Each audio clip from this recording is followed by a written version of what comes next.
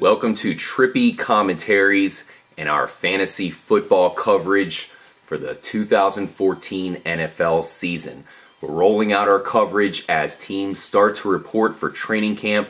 As you can imagine, we're getting extremely excited, and the first thing we're going to talk about is the Johnny Manziel versus Brian Hoyer training camp showdown. Who's going to come out as the starter? We'll definitely talk about it and let you know if either of these quarterbacks are guys you should be looking at in your draft. I'm RJ, joined by Kyle. What's up, Kyle?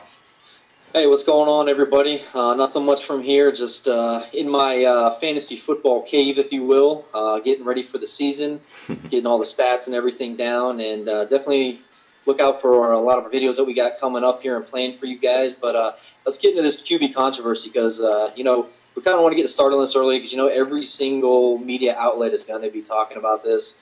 So let's go ahead and get this over with now because, we're going to hear about this constantly all through training camp and preseason. And let's let everybody out there know who we feel is going to be the better quarterback. Yeah, I mean, Johnny Manziel is coming into the season with a lot of hype, rightfully so, for fantasy purposes because he was a big-time running quarterback. And we all know that running quarterbacks are great for fantasy purposes. I mean, hell, Tim Tebow was a pretty good fantasy quarterback. He actually won some people championships, even though most people think he was a pathetic real-life quarterback. As long as you have some running ability, which Johnny Manziel certainly does, then you're going to get that extra nod when it comes to fantasy football. But yeah, I mean, you know me, RJ. That's kind of where I go with when I draft quarterbacks, man. I've never really been into the pocket passers. I've kind of always drafted, Cam Newton. I had RG3 a couple years ago. But that's that added ability because they're going to get rushing touchdowns, they're going to get rushing yards. They might only throw for 150 yards from the game, but if they have 100 yards rushing, kind of makes up for it. Yeah, definitely. I mean, one rushing touchdown is huge, and Johnny Manziel is the type of guy who can get maybe 8 rushing touchdowns in a season, which is absolutely big when it comes to fantasy football. I mean, that's one of the things that guys like yourself who win championships are going to be looking for, that's for sure. But when it comes to Manziel, I think at this point we can be safe saying he most likely will not start the season, of course, as the starting quarterback. I think as long as Brian Hoyer stays healthy, which is saying a lot. The guy's coming off of a big-time ACL injury, which is terrible when it comes to quarterbacks, to say the least. He looks to be 100% now. This is an interesting situation here for you, Kyle, because from what I remember, you were actually somewhat high on Brian Hoyer during the 3 games that we actually saw him. He did have some better weapons because he had Josh Gordon, which they will not have this season. We'll definitely talk about that. But I also know that you were kind of a Manziel supporter coming into the draft. What do you look at right now? Yeah, I'm kind of torn on this because, I am. A lot of people want to hate on Manziel for the off-field stuff, but I look at what he does on field because that's the most important thing in a football game. So he's got a lot of tangibles. Obviously, has a lot to learn. But I think it'd be a good thing for Cleveland to go ahead and go with Hoyer. We saw last year he played 3 games. He had 5 touchdowns, 3 interceptions. His completion percentage was 59%, which is good for any quarterback. He had an 82.6 QB rating, which is very solid in the NFL nowadays. I like what I saw from him. Obviously, like you said, Josh Gordon was a big part of that. Jordan Cameron, also another one who was a big part of that.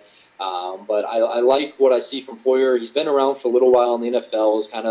He's kind of had time to soak up everything. Started in New England. Obviously got to learn how to play quarterback under Tom Brady and Bill Belichick. And, I like what I see from Hoyer. Unfortunately had the injury last year. But I would like to see Cleveland Browns come out and actually say that Hoyer is going to be their starting quarterback and let Manziel kind of learn how to play in the NFL. I mean, the players seem to be out front saying that Hoyer should be the starter. So I think that we will see that. Hopefully Hoyer stays healthy. This is a hometown guy who's from Cleveland, of course, so we definitely want to see him start the season because he deserves that opportunity.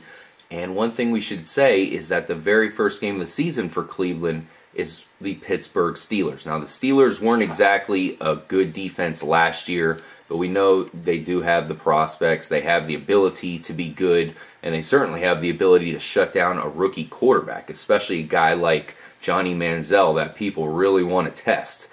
This is going to probably be a situation where the Browns are going to want to sit him no matter what, give Brian Hoyer the shot. But we have to mention here, Kyle, I know he didn't have Josh Gordon last year because he was playing a lot during his suspension time there. But he's not going to have him this year, that's for sure. He's going to be using Jordan Cameron and, I guess, Miles Austin, Hawkins, and maybe, I know they're getting Benjamin back, Travis Benjamin, but that wide receiver crew is extremely scary. Yeah, it's unfortunate for Cleveland fans, man, because Josh Gordon, I think, would have put them over here in this offense to give them a chance to compete in this division this year. You look at these other receivers, you can combine all their yards receiving last year, and it doesn't even come close to what Josh Gordon did on his own. So crazy. It's going to be interesting to see who they use as their number one. You really have Miles Austin and Burleson kind of been known as slot receivers, not really number one guys on the outside. You have Hawkins, who might fit into that mold. They did draft a guy named Charles Johnson, who was 6'2", 215. Maybe he can kind of fit in that role because he's kind of bigger, but it's definitely going to make it hard. I think this is kind of the year that you might want to go high on Jordan Cameron, because I think he's got to be the focal point now for the passing game in this offense. Yeah, he has to be. There's nobody else. Unless Miles Austin goes to the Fountain of Youth in the offseason, perhaps he comes back and helps out the two quarterbacks there. I really don't see it, as Dallas completely fell out on him. But before we talk about where you guys should draft him, if at all, either one of them, of course, let's talk about Manziel's offseason antics here, Kyle. I know you kind of brushed over it, much like a lot of the general media here. ESPN, I feel like for as much as Manziel's talked about, most guys don't think it's a big deal, but the bottom line is he was spotted rolling a 20, I guess in a bathroom or somewhere in Vegas. A lot of people have brushed over this, but we are here in Tampa Bay. We saw Josh Freeman really completely fall out. This was a guy that people were pretty high on for fantasy reasons and real-life reasons. There were some rumors around town about him possibly doing cocaine. That is, we cannot clarify that at all. That's just rumors. But a lot of times we know when there's smoke, there's fire. The bottom line is, if anything like that starts to get out of control, we could see the next coming of Ryan Leaf. I know that's saying a lot, and we do not expect or hope that happens. But we can't see any of this stuff get out of control, Kyle. Yeah, it's not a good look. Obviously, he's got to understand that anywhere he goes at this point, there's going to be people taking pictures of him, and if he is doing that stuff, he's got to stop, because as it's been proven in the NFL, especially at the head coach or at the quarterback position, you can't be doing that stuff and expect to go out on the field every Sunday and be successful. As you mentioned, Josh Freeman, something definitely happened to him. You see this guy came into the league. He was big, he was bulky, he looked like really good shape, he looked really strong. And then last year he comes out and he's skinny as can be. He even looked different. He didn't even look like the same guy anymore. Very skinny. So a lot of signs pointing that Josh Freeman was doing something in the offseason or at night or whatever to really affect him. And you saw it on the field. Hopefully Manziel isn't that way. I'm not really buying into it. He did have a $20 bill rolled up. I don't know what else you could possibly be doing with that. Yeah, it doesn't look good. But I think Johnny Manziel does have a couple good people in his corner. Obviously, he's good friends with LeBron James. It's huge for Johnny Manziel that LeBron James is coming back to Cleveland, because he's kind of going to have that guy to kind of lean back on and get some advice from. And I think LeBron James is the kind of guy, he wants to see Johnny Manziel do well just because he is playing for Cleveland. Obviously, LeBron James from Ohio would like to see the Browns do good. He might even suit up this year for them to try to play wide receiver. That would be great. That's a joke. I'm not being serious about that. But, I think he's kind of got that stuff to help him out. I don't think the money's going to go to his head. This kid's kind of always had money his whole life. And from what I've heard from different guys that have worked with him, different quarterback coaches and stuff, I mean, he really takes this thing seriously. He's kind of, people want to look at him and say he's kind of been, fed from a silver spoon his whole life. Well, that's true, but in athletic sense, football sense, he's always been undersized. So he's always had that to kind of going against him, and he's really had to do a lot to try to prove people wrong, which he's done a lot. So hopefully the off-field stuff is not going to affect him in the game. Like, I have no problem with the guy going out having fun. It's off-season, partying up, getting as many, women you want. There's nothing wrong with that. Quarterback's been doing that since football started. Look at Joe Namath and some of these other guys. They were big-time partiers. So as long as you just don't let it affect the game, kind of learn from Peyton Manning, who just sits in his room all day long and studies film. If you really want to be great, you really got to put everything towards football. Kind of let all the other shit wait for the off season, and so we'll see what happens, man. Yeah, we certainly hope for the best there. Like you said, Kyle, I do think that LeBron James could be a good person to have in his corner. I hope LeBron does take a role of helping him out. I'm not convinced of that at all. I think LeBron might have a hands-off approach when it comes to Manziel, but if he does have a mentor approach, and a role there, then that would be huge. That would definitely take Manziel to the next level as far as his personality, because right. LeBron James has been fantastic. You can love him or hate him, but he's never really been caught in any sort of trouble at all. As long as Manziel keeps his nose clean here, stays out of trouble, then the sky's the limit with his running ability and when it comes to fantasy football. So let's go ahead and get into Brian Hoyer here, Kyle. Let's assume that he's going to stay healthy. Terrible injury last year. Not good for an NFL career. You kind of need your knee to be 100%. He does say he is 100%. So let's just look at Hoyer first. As far as him being the starter, would you recommend anybody drafting him without Josh Gordon? I can't. Maybe if you're in a really deep league, maybe somewhere towards the bottom of the draft, scooping him up just in case something happens. But I just feel they don't have enough offensive weapons. Obviously, Jordan Cameron is going to be their main offensive weapon.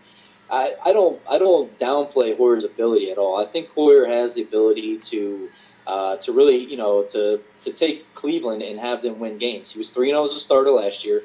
We already mentioned his numbers. They're pretty decent for a first-year quarterback with a new team, new offensive coordinator. Now, of course, again, they have a new offensive coordinator with Kyle Shanahan. So we're going to see what Kyle Shanahan can do with these quarterbacks to get them ready for this year. But I just can't. I cannot give I can't recommend that you draft Hoyer anywhere at the beginning of this draft. Yeah, I agree. Interesting looking ahead to Manziel that he has Kyle Shanahan as his offensive coordinator. Of course, the same offensive coordinator for RG3 last season. Definitely something to look at. But getting back to Hoyer, I agree with you, Kyle. I really can't say for you to draft him, guys. I mean, he is, I guess, a mid-level quarterback in our big league last year. He was definitely, used, I would say. I mean, he was using Jordan Cameron, and he was definitely a usable quarterback as long as you have some other guys on your team that can kind of bail you out without a top-flight quarterback. So he's someone to keep an eye on. He does have Jordan Cameron, who's a big-time touchdown magnet. When they get in the red zone, they'll be looking for Cameron just about every time. Look for him to get possibly double-digit touchdowns and be the next, I wouldn't say breakout tight end because he was pretty good last year, but he could possibly be maybe like a Jimmy Graham Jr. here. I mean, he's got that kind of talent. So because of that, you definitely have to keep the quarterback in mind. I would say that Brian Hoyer is going to be very usable in the weaker matchups, possibly Pittsburgh. If Pittsburgh plays like they did last year and Ike Taylor being a bum against wide receivers, then that might be a place you want to exploit Brian Hoyer and use him. But actually maybe drafting him... Yeah, maybe. I would advise not to use him in week 2. They do play the Saints, so I feel we'll have one of the best defensive secondaries this year. So it's tough, man. It's a tough start for a season, man. Steelers, Saints, Ravens, those are 3 pretty tough defenses. So I don't know. I mean, they go to Tennessee after that. I don't know. I mean, the good thing for Cleveland, though, they do have a week 4 bye. which is pretty early. So if you're looking at picking Hoyer up for a quarterback to help you with your bye weeks, that might be an option because they do have a week 4 bye, so that leaves a lot of weeks there after week 4. And most quarterbacks, they don't have a bye week that early, so maybe draft another guy and then maybe get Hoyer late and use him. There's some favorable matchups going down later in the season that you might need to use him. Yeah, so definitely keep that in mind.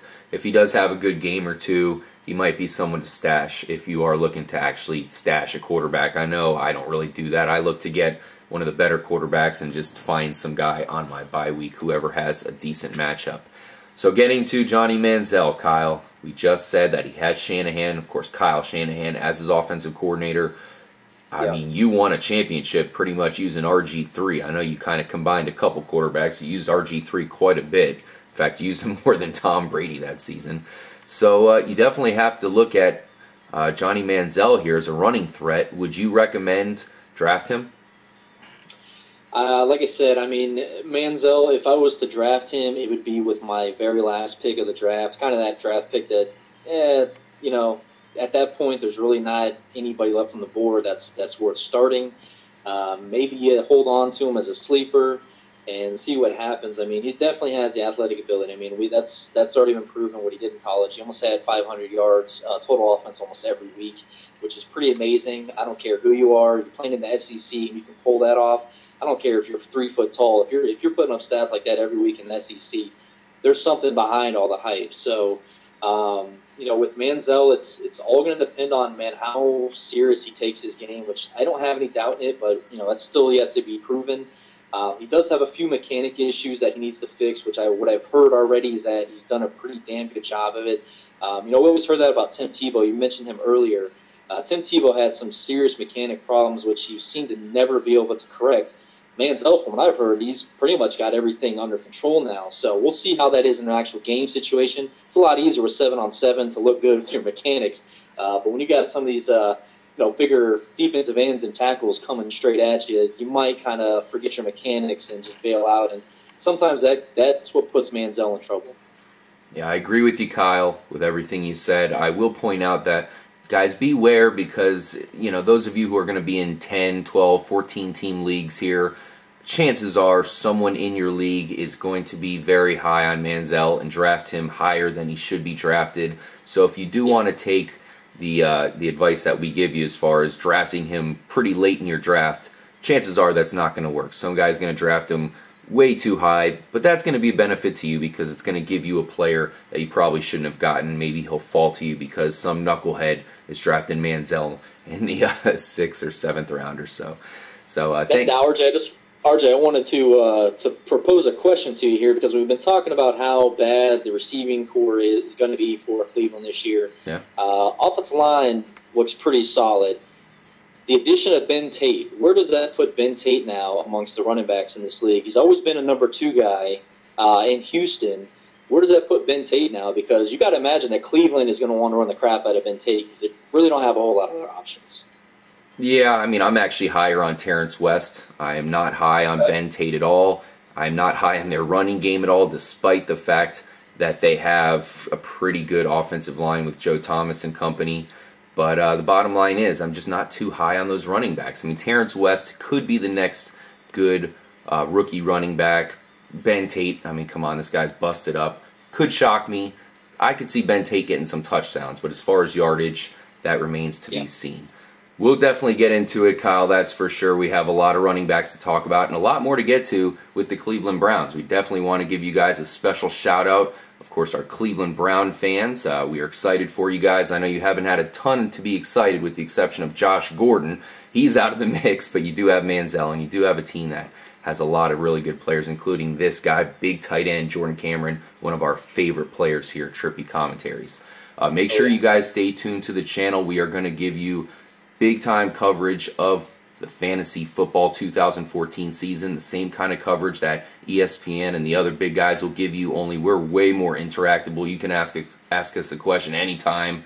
Kyle's always checking out the comments and Twitter, as of course, as I am as well. So definitely make sure you guys hit us up. Let us know what you're thinking as far as the season's concerned. We're going to bring you a lot more breakdowns with these individual situations and team situations, as well as bring you all of our rankings, quarterback, running back, tight end, wide receiver. We even play IDP leagues, defensive players. So we're really into that. Oh, yeah. We'll put out an IDP special for sure. So make sure you guys stay tuned. We really appreciate it if you, of course, subscribe and like and all that good stuff. And just let us know, like I said, what you're thinking. That is truly awesome. We will see you guys deeper into the season. And as training camp starts, we'll be breaking down all the biggest stories.